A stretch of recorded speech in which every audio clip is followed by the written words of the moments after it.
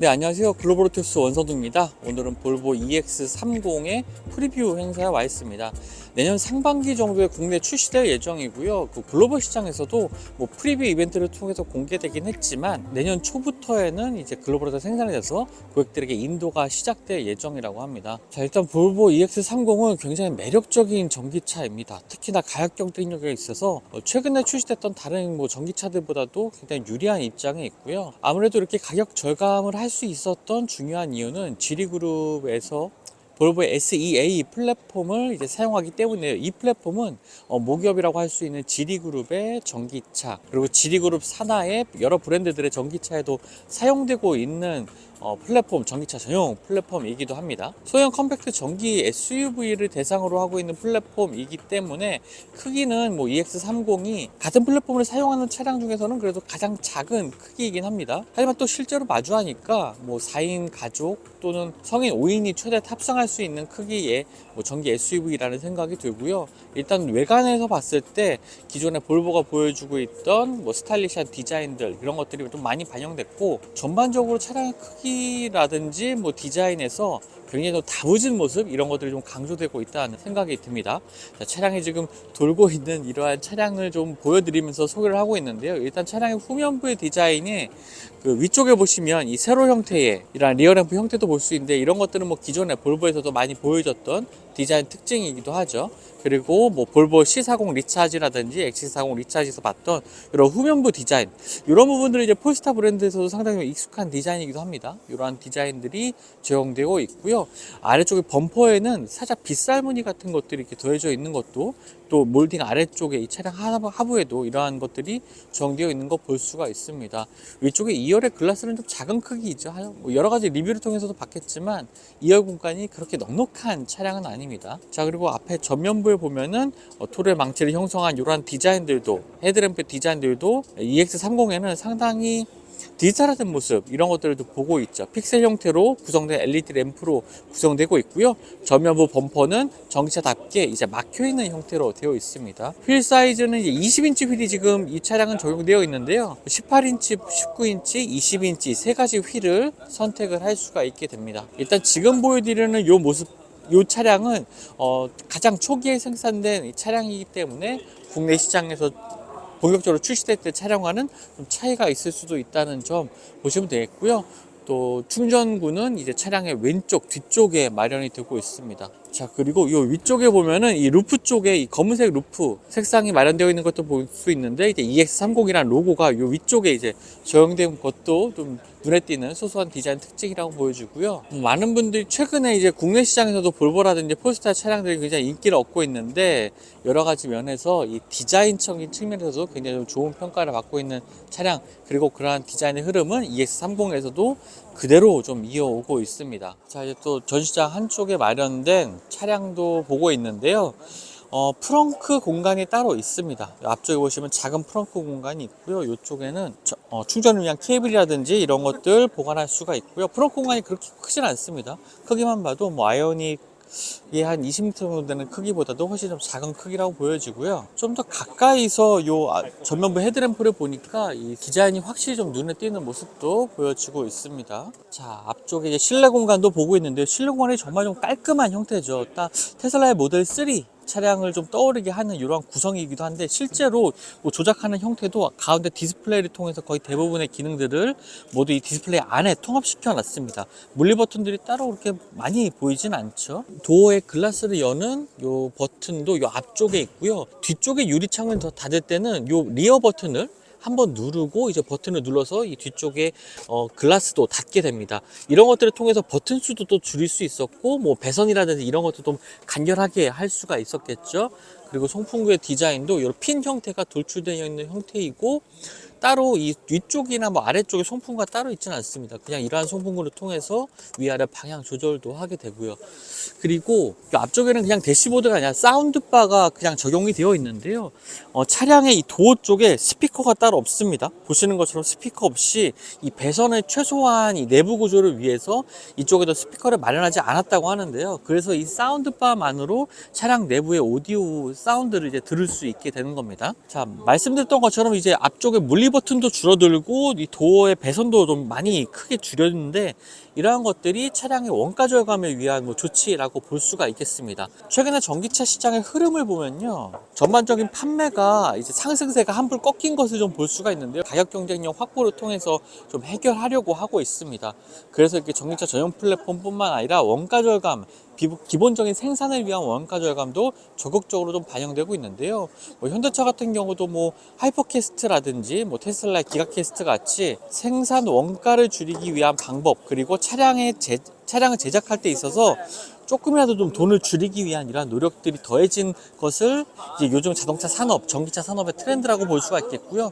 그런 것들이 좀 적극 반영된 것을 실내에서도 볼 수가 있습니다. 자, 1열 공간은요, 지금 스티어링 휠이 독특한 형태죠. 약간 위쪽이 사각으로 꺾여 있는 형태인데, 그러한 것이 이 앞쪽에 있는, 차량 앞쪽에 있는 센서가 이제 운전자를 잘 파악하기 위한 스티어링 휠의 형태라고 볼 수가 있겠습니다. 앞쪽에 계기판 따로 없죠.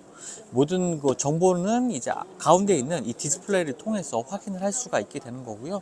스티어링 휠 이 왼쪽과 오른쪽에는 정전식 방식의 이 버튼들이 마련이 되어 있습니다. 그리고 이쪽에는 이제 방향지시등 레버가 있고요. 스티어링 휠의 오른쪽 요 끝에는 이제 기어 변속을 위한, 주행 모드 변경을 위한 레버가 따로 있습니다. 그리고 요 앞쪽에 보이는 요 센서가 이제 운전자의 시선이 분산된다든지 부주의한 모습을 보일 때 경고를 하기 위한 센서가 요쪽 아래쪽에 위치해 있습니다.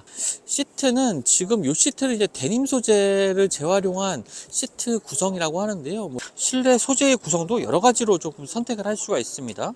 요 소재는 상당히 좀 부드러운 형태로 마감이 되어 있고요. 데님 소재를 재활용했다는 것이 상당히 좀 특징이 되는 것 같습니다. 자, 그리고 컵홀더가 굉장히 특이한 형태로 되어 있는데요. 지금 눌러서 이렇게 팝업 시키는 형태이고, 한번 내리게 되면은 조금 더 깊게 들어갑니다. 그리고 두 개의 컵을 이제 수납할 수 있는 형태로 되어 있고요. 이 부분을 또 젖히게 되면은 이 부분에 물건들을 거치하지, 핸드폰을 거치하는 형태로 둘 수가 있고요. 글로우 박스도 이런 식으로 가운데 위치해 있습니다. 보통 대부분의 기능들이 지금 이 센터 콘솔을 중심으로 가운데 쪽에 이 배선들도 이제 연결된 것을 이제 볼 수가 있겠죠. 이런 것들을 통해서 여러 가지로 원가 절감을 위한 기본적인 플랫폼 구조라고 보시면 되겠습니다. 이 글로우 박스는 이 위쪽에 있는 버튼, 디스플레이 상의 버튼을 눌러서 조절할 수가 있고요. 자, 이제 적재 공간을 확인해 볼 텐데요. 이 버튼을 눌러서 열게 됩니다. 자, 안쪽의 공간은 이제 320리터 정도의 공간이고요. 전체 2열 시트까지 모두 다 접었을 때는 900리터까지 확장이 가능합니다. 기본적으로는 이 위치에 놓고서 쓸 수가 있게 되고요. 이렇게 아래로 내렸을 때는 좀 더 넉넉한 공간으로 적재 공간을 확대를 할 수가 있겠죠. 사실 이 SEA 플랫폼이 적재 공간 하단에 뭔가 복잡한 구성이 없습니다. 그래서 아래쪽으로 좀 깊게 사용할 수가 있는데요. 이런 것들이 국산 전기차 EGMP 플랫폼보다는 조금 더 아래쪽으로 넓게 사용할 수 있는 특징을 가지고 있고요. 자, 이 도어 쪽에를 보니까요, 굉장히 예쁜 디자인의 이런 도어 손잡이를 볼 수가 있습니다. 일반적인 플라스틱 소재에 이제 크롬 도금이 되어 있는 상태이고요. 전반적인 소재는 색감 자체가 고급스럽다는 느낌보다는 여러 가지 친환경 소재들을 재생 소재들을 사용을 하면서 환경적인 측면을 강조한 이러한 소재들의 구성을 확인할 수가 있습니다. 자, 무릎 실내에 한번 앉아보면요, 무릎 공간은 사실 그렇게 여유는 없습니다. 지금 제 키가 170인데요.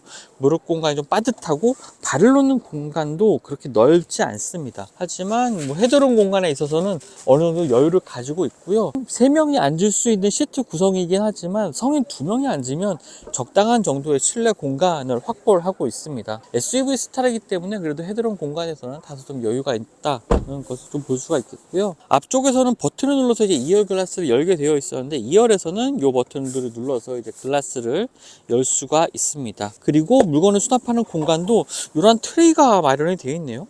조금 가볍게 느껴지긴 하는데, 이렇게 옆쪽에 보면은 스웨덴의 술록 아이콘들이 디자인되어 있는 이런 플라스틱 소재들도 볼 수가 있고요.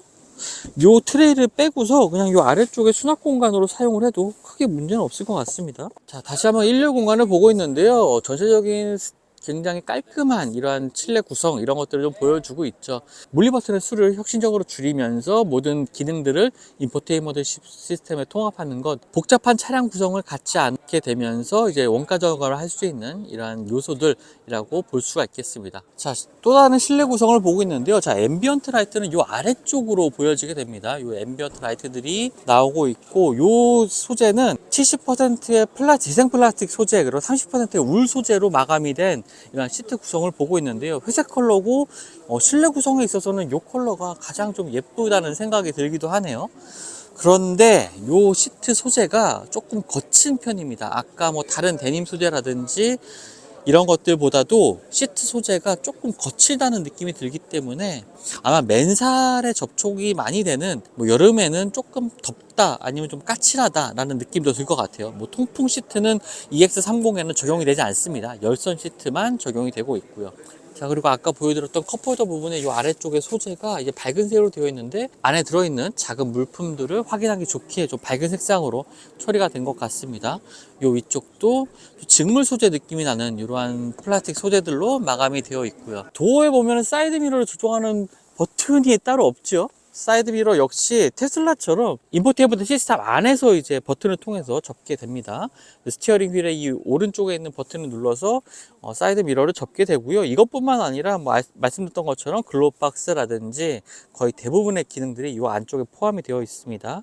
원페달 드라이빙도 지원을 합니다. 뭐 완전히 정차될 때까지 원페달 드라이빙이 지원한다고 하고요. 뭐 여러 가지 동력 성능이라든지 주행 성능은 이제 시승을 통해서 한번 확인하고 전해드리도록 하겠습니다. 세팅 부분으로 가보니까 여러 가지 뭐 컨트롤이라든지 그리고 주행 성능에 있어서도 여러 가지 설정을 변경할 수 있는 것을 볼 수가 있습니다. 자, 한쪽에 이제 충전하는 모습을 지금 전신을 해놨는데요. 지금 배터리 용량은 69kWh입니다. 일반적으로 롱레인지라고 국내 판매되고 있는 전기차들의 배터리 용량보다는 살짝 적은 편이죠. 하지만 뭐 WLTP 기준으로 400km 후반대까지 주행이 가능하고요. 아마 국내 출시된다면 400km 초중반 정도의 주행 거리를 보여주지 않을까 이렇게 생각이 됩니다.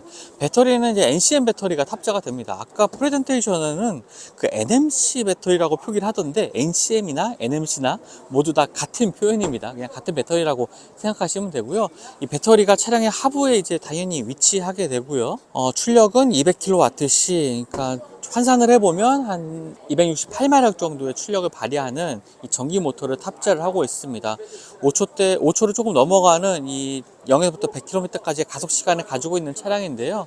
뭐 시승을 해봐야 알겠지만 뭐 일상생활에서 주행할 때는 큰 지장 없을 만한 출력이라고 보여지고요. 전체적으로 전기차는 이 저속에서 이렇게 추월해 나가는 이런 가속 성능 이런 것들이 굉장히 뛰어나기 때문에 작은 차체로 시내를 아주 경쾌하게 주행할 수 있는 전기차가 되지 않을까 이렇게 생각이 됩니다. 네, 지금까지 볼보 EX30 국내에서 프리뷰 행사를 통해서 좀 먼저 만나봤습니다.